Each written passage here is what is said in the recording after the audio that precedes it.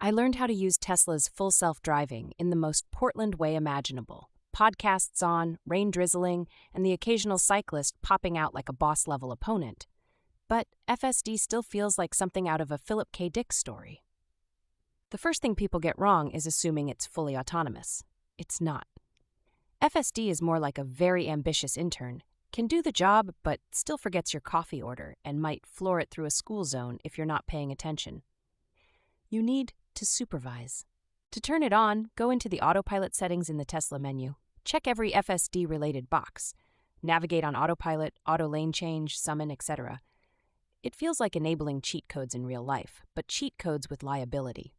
Once it's enabled, double-tap the gear stalk down to activate FSD while driving. You'll see a blue steering wheel icon and a colored path on your screen. This means it's managing acceleration, braking, and steering. You still need to keep your hands on the wheel. A brutal pain point?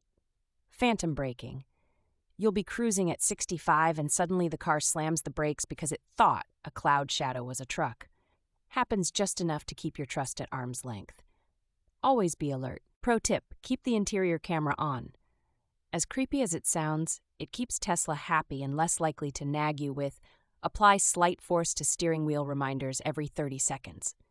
Nod off and the whole system punishes you like an angry teacher. Navigate on Autopilot is probably the most underrated feature.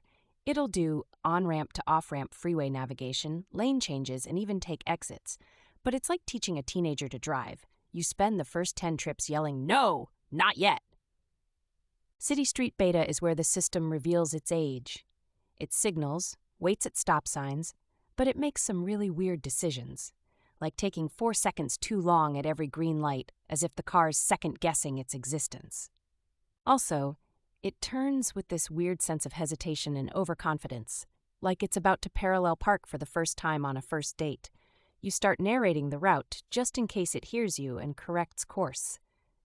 You start to lose it. But when it works, it's magic.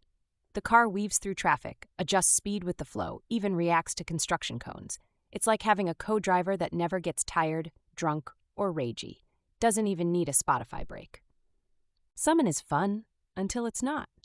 At best, your car rolls up to you like a VIP scene from a Marvel movie.